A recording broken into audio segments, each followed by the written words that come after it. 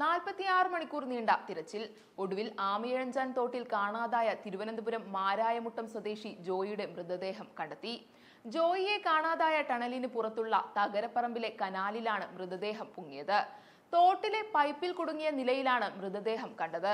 തകരപ്പറമ്പ് വഞ്ചിയൂർ റോഡിലെ കനാലിലാണ് മൃതദേഹം കണ്ടെത്തിയത്. മൃതദേഹം ജോയിയുടേതെന്ന് ഉദ്യോഗസ്ഥർ സ്ഥിരീകരിച്ചു. ശനിയാഴ്ച രാവിലെ 11 മണിയോടെയാണ് തിരുവനന്തപുരം നഗരഹൃദയത്തിൽ ശുചീകരണ തൊഴിലാളികളായ ജോയി മാലിന്യം നിറഞ്ഞ ആമയിഴഞ്ചാൻ തോട്ടിൽ അകപ്പെട്ടത്. ശുചീകരണ ജോലിക്കിടെ റെയിൽവേ സ്റ്റേഷൻ അടിവശത്തു കൂടി കടന്നു പോകുന്ന തുരങ്ക സമാനമായ ഭാഗത്തു വെച്ചാണ് ജോയി മാലിന്യങ്ങൾക്കിടയിലേക്ക് ഒഴുക്കിൽപ്പെട്ടത്. ശനിയാഴ്ച ആരംഭിച്ച രക്ഷാപ്രവർത്തനം ഇന്ന് രാവിലെയും തുടരുകയായിരുന്നു. പോലീസിനും ഫയർഫോഴ്സിനും പുറമെ സാങ്കേതിക വിദ്യകൾ കൂടി ഉപയോഗിച്ചായിരുന്നു രക്ഷാപ്രവർത്തനം. കോർപ്പറേഷൻ താൽക്കാലിക ജീവനക്കാരനായ 42-കാരനായ ജോയി അടക്കം 4 പേരാണ് ശുചീകരണത്തിനായി ആമയിഴഞ്ചാൻ തോട്ടിലിറങ്ങിയത്. തോട്ടിൽ വീണയുടനെ സഹതൊഴിലാളികൾ ഇദ്ദേഹത്തെ രക്ഷിക്കാൻ ശ്രമിച്ചെങ്കിലും പരാജയപ്പെടുകയായിരുന്നു. തോട്ടിലെ ഒഴുക്കിൽപ്പെട്ടു പോയെന്നാണ് നിഗമനം. അതേസമയം ജോയിയെ റെയിൽവേയിലെ ചില കരാറുകാരാണ് ജോലിക്കായി കൊണ്ടുപോയതെന്നാണ് നാട്ടുകാരുടെ പ്രതികരണം. ആമയിഴഞ്ചാൻ തോട്ടിൽ ചെളി മൂടി കിടക്കുന്നതാണ് രക്ഷാദൌത്യം ദുർബലമാക്കിയത്. പരിശീലനം നേടിയ ഫയർഫോഴ്സ് അംഗങ്ങൾ ഇന്നലെ 200 മീറ്ററോളം അകത്തേക്ക് പോയിട്ടും പുരോഗതിയുണ്ടാക്കാൻ സാധിച്ചിരുന്നില്ല.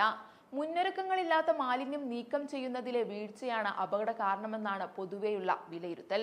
തമ്പാനൂർ റെയിൽവേ സ്റ്റേഷൻ പ്ലാറ്റ്ഫോമിൽ അടിവശത്ത് ഏകദേശം 200 മീറ്ററോളം കടന്നുപോകുന്ന കനാലിലെ മാലിന്യം നീക്കുക എന്നത് ശ്രമകരമായ പ്രവൃത്തിയാണെന്ന് മുൻ മേയറും വട്ടിയൂർക്കാവ് MLA-യുമായ VK പ്രശാന്ത് ഇന്നലെ മാധ്യമങ്ങളോട് പറഞ്ഞു. സാധാരണഗതിയിൽ തുരങ്ക സമാനമായ ഈ ഭാഗത്തിന്റെ 2 ഭാഗങ്ങളിലെ മാലിന്യങ്ങൾ നീക്കം ചെയ്ത ശേഷം ശക്തമായി വെള്ളം കടത്തിവിട്ട് അകത്തെ മാലിന്യങ്ങൾ പുറത്തെത്തിക്കുന്നതാണ് പതിവ്. ഇത്തവണ ശുചീകരണത്തിനിറങ്ങിയ തൊഴിലാളികൾക്ക് ഇതിൽ മുൻപരിചയം കുറവായിരുന്നു എന്നാണ് വിലയിരുത്തലെന്നും അധികൃതർ ചൂണ്ടിക്കാണിക്കുന്നു. കോർപ്പറേഷൻ, ജില്ലാ ഭരണകൂടം, റെയിൽവേ തുടങ്ങിയ സംവിധാനങ്ങൾ ഏകോപിപ്പിച്ചാണ് മാലിന്യ നീക്കം നടത്താറുള്ളത്. ഇത്തവണ ആ ഏകോപനത്തിൽ വീഴ്ച വന്നെന്നാണ് കാണുന്നതെന്നും അദ്ദേഹം ചൂണ്ടിക്കാട്ടിയിരുന്നു.